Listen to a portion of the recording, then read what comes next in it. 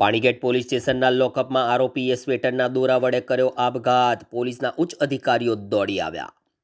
વડોદરા શહેરના પાણીગેટ પોલીસ સ્ટેશનના લોકઅપમાં આજે એક આરોપીએ આપઘાત કરી લેતા ચકચાર મચી છે. પ્રાથમિક માહિતી મુજબ આરોપીએ સ્વેટરના દોરા વડે આપઘાત કર્યો હોવાનું સામે આવ્યું છે. આપઘાત કરનાર આરોપીની ઓળખ રમેશભાઈ છગનભાઈ વસાવા તરીકે થઈ છે. મૃતક જીવનનગર વુડાના વિસ્તારમાં આવેલ મકાનમાં રહેતો હતો અને રમેશભાઈ સામે પત્ની સાથે બોલાચાલી કરી માર મારવાના આક્ષેપ હેઠળ પોલીસે અટકાયત કરી હતી. આ મામલે પોલીસે બીએનએસ કલમ 176 મુજબ કાર્યવાહી હાથ ધરી હતી. લોકઅપમાં બનેલી આ ઘટનાની જાણ થતાં પોલીસ વિભાગમાં દોડધામ મચી ગઈ છે. પાણીગેટ પોલીસ દ્વારા સમગ્ર ઘટનાની તપાસ શરૂ કરવામાં આવી છે. લોકઅપમાં આપઘાત જેવી ગંભીર ઘટનાને લઈને ઉચ્ચ અધિકારીઓ પણ તપાસમાં જોડાયા છે.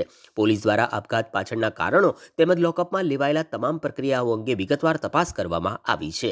3-4 વાગે હું પોતે લઈને આવી હતી, એમનો ફોન આવ્યો સાહેબનો. શું બન્યો હતો? કશું બનાવ નહીં સાહેબ. પેલીએ કમ્પ્લેન કરી હશે મારી ભાભીએ, ઘર બાબતે ઝઘડા કરતો હતો, એનું બીજા જોડ પકડાઈ ગયું હતું એટલે ઝઘડો કર્યો. હા, પછી પોલીસ સ્ટેશન કેટલા વાગે આવ્યા?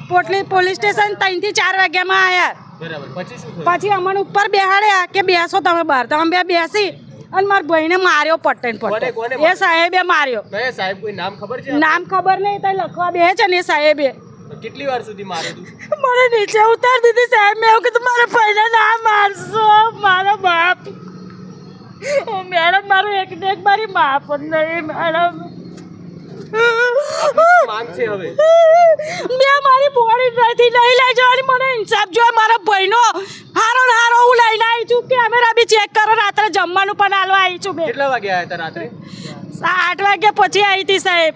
ખીચડી શાક લઈને આવી હતી હું.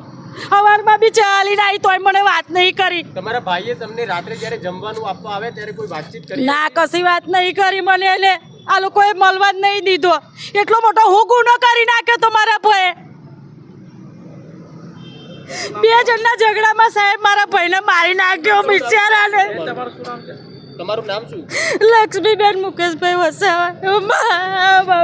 હકીકતમાં એવું છે કે કાલે કંઈક 4 વાગે પતિ પત્નીના ઝઘડામાં આ પતિને અહીંયા લાવ્યા છે અને પતિને લાયા પછી એને કંઈક માર્યો છે પોલીસે. રાત્રે એમના બેન જમવાનું લઈને આવ્યા તો બી જમવાનું લઈ લીધું, મળવા નથી દીધા. આજે સવારે ચા લઈને આવ્યા તો બી બતાવ્યું નથી કે આવું કંઈક થયું છે. પણ હકીકત એવી છે કે આ ગઈકાલે જ આ બનાવ બની ચૂક્યો છે, છુપાવવામાં આવ્યો છે, પોલીસ જાણ કરતી નથી. આ તો અમને બહારથી ખબર પડી એટલે અમે અહીંયા આવીને એકત્રિત થયા આ કાર્ય જોઈ રહ્યા છીએ. તમારી શું માંગ છે? ખરેખર જે વ્યક્તિના મારથી આ બનાવ બન્યો છે એ પોલીસ ઇન્સ્પેક્ટર હોય કે પીઆઈ હોય કે પીએસઆઈ હોય, જે બી હોય, એને કડકથી કડક સજા મળવી જોઈએ. અને આ વ્યક્તિ જે ગુજરી ગયું છે એના સગાવાલાને એનું વળતર આપવું જોઈએ. એમના પત્ની એમના ઘરેલું હિંસા માટેની અરજી આપેલી હતી અને એ પોતે એમની દીકરી છે સાનવી, એને પણ દારૂ પીને મારતા હોય અને પોતાની પત્નીને પણ બોલાચાલી કરતા હોય, ઘણા સમયથી મગજમારી ચાલતી હોય. એના પત્નીએ અરજી આપેલી. અરજીના કામે સ્ટેટમેન્ટ લીધા બાદ એમને ગઈકાલે અટકાયતી પગલાંના કામે એમને અટક કરેલા હતા. અને એની સામે કોઈ ફરિયાદ નહીં થઈ, અરજી હતી અને અરજીના કામે અટકાયતી પગલાંમાં બીએનએસ 170 મુજબ એમને અટક કરવામાં આવેલા હતા. હવે એ તો એફએસએલ અને તપાસમાં આવશે. એ બધું એફએસએલ તપાસમાં આવશે. 38 પોલીસે એને માર્યો તેવું એની બેન કહે છે.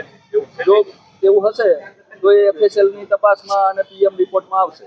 એસડીએમ સાહેબ અને એસીપી કક્ષાના અધિકારી સાહેબ નહીં, કોઈએ માર્યો નથી અને એને સાંજે અટક કરવામાં આવેલો છે. અને એની આખી જે સીસીટીવી ફૂટેજ પણ છે, કેમેરા પણ લાગેલા છે, બરોબર. અને એસીપી સાહેબ એની તપાસ કરશે, એસડીએમ સાહેબ ઇન્ક્વેસ્ટ થશે અને પેનલ ડોક્ટરથી પીએમ થશે. હા છે અંદર આરોપી 6 મહિનાથી ઘરે જ હતો, છૂટક ડ્રાઇવિંગનો ધંધો કરે છે.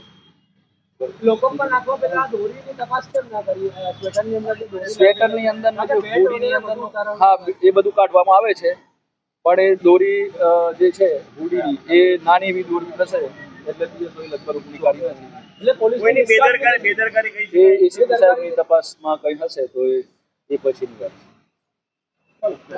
કિશનભાઈ વસાવા એમના વિરુદ્ધમાં એમના પત્ની દ્વારા એક અરજી આપવામાં આવી હતી. એ અરજીના અનુસંધાને ગઈકાલે સાંજે એમના વિરુદ્ધ BNS 170 મુજબ અટકાયતી પગલામાં એમને લોકઅપમાં રાખવામાં આવ્યા હતા. તે સાથે એ સમયે એમની જોડે બીજા 3 અન્ય આરોપી પણ લોકઅપમાં હાજર હતા.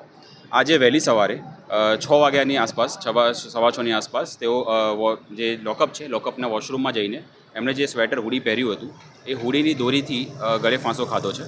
અને જ્યારે બી આ ઘટના સામે આવી તરત જ SDM સાહેબ અને ACP સાહેબને અહીંયા હાજર રાખવામાં આવ્યા છે. ઇન્ક્વેસ્ટ ભરવામાં આવી રહ્યું છે અને જે પણ યોગ્ય કાર્યવાહી કરવાની છે તે હાલમાં ચાલુ છે. અને ઇન્ક્વેસ્ટ ભરાયા પછી SDMની કાર્યવાહી પૂરી થયા પછી તેમને પોસ્ટમોર્ટમ માટે પાસે લઈ જવામાં આવશે અને જે પણ યોગ્ય પ્રોસિજર છે તેને ફોલો કરીને યોગ્ય કાર્યવાહી કરવામાં આવશે અને તેને અનુસંધાને આગળ જે પણ પુરાવા સામે આવશે એના આધારે કાર્યવાહી કરવામાં આવશે. પરિવારનો આક્ષેપ છે કે પટ્ટે માર મારવામાં આવ્યો હતો ગઈકાલે જ્યારે અહીંયા લાવવામાં આવ્યા ત્યારે. અત્યારે SDM સાહેબ અને ACP સાહેબની હાજરીમાં અત્યારે પંચનામું થઈ રહ્યું છે, ઇન્ક્વેસ્ટ ભરાઈ રહ્યું છે અને સંપૂર્ણ શરીરનું પંચનામું કરવામાં આવી રહ્યું છે. સાથે સાથે આ પત્યા પછી પોસ્ટમોર્ટમ કરવામાં આવશે, જેમાં પેનલ પોસ્ટમોર્ટમ કરવામાં આવશે, જે વિડીયોગ્રાફીથી મેજિસ્ટ્રેટની હાજરીમાં કરવામાં આવશે. જો કંઈ પણ માર મારવામાં આવ્યો હશે તો તેના પુરાવા આપણી પાસે આવશે તો યોગ્ય કાર્યવાહી કરવામાં આવશે. પણ અત્યારે હાલ પૂરતું જે પ્રમાણે ઘટના છે, કોઈ પણ માર મારવામાં આવ્યો નથી. આ બહુ સામાન્ય ઘટના હતી. પતિ પત્નીના ઝઘડા હતા અને તેના કારણે જે અરજી કરવામાં આવી હતી તેમાં કોઈપણ પ્રકારનો માર પોલીસ દ્વારા મારવામાં આવેલ નથી અને એમણે જે આત્મહત્યા કરી છે તે બાબતે આગળ કાર્યવાહી કરવામાં આવી છે. કસ્ટડીમાં આત્મહત્યા કરી છે. આપ શું માનો છો, કોની બેદરકારી છે?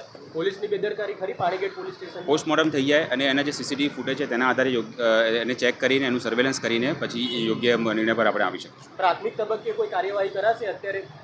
પ્રાથમિક તબક્કે તો અત્યારે આપણા ઇન્ક્વેસ્ટ ભરી રહ્યા છીએ. SDM સાહેબ જે એક્ઝિક્યુટિવ મેજિસ્ટ્રેટ છે તે અને ACP સાહેબની હાજરીમાં. ત્યારબાદ આપણે મેજિસ્ટ્રેટની હાજરીમાં પોસ્ટમોર્ટમ થશે અને પોસ્ટમોર્ટમનો રિપોર્ટ આવશે, CCTVનું પ્રોપર એનાલિસિસ થશે અને એના આધારે જ આપણે કાર્યવાહી આગળ હાથ ધરી શકીશું. જો ભૂલ હશે, જે પ્રમાણે પુરાવા આપણી પાસે આવશે તે પ્રમાણે આપણે કાર્યવાહી કરીશું. અત્યારે હાલમાં પ્રાઇમા ફસીમાં કોઈને પણ આપણે આક્ષેપ કરી શકીએ તેમ નથી. કોઈ પણ આરોપી જ્યારે કસ્ટડીમાં આવતો હોય છે ત્યારે કઈ બાબતોનું ધ્યાન રાખવામાં આવતું હોય છે? કારણ કે આ જે પ્રકારે ગળે ફાંસો ખાધો છે ખૂબ ગંભીર બેદરકારી ગણી શકાય છે.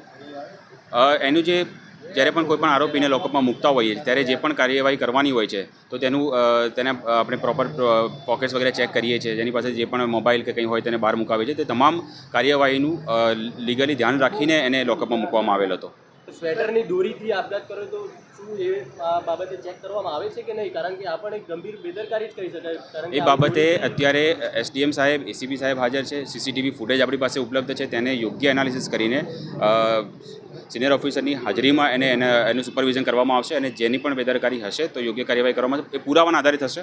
અત્યારે પ્રાઇમા ફસી આપણે કંઈ પણ કહી શકીએ એમ નથી.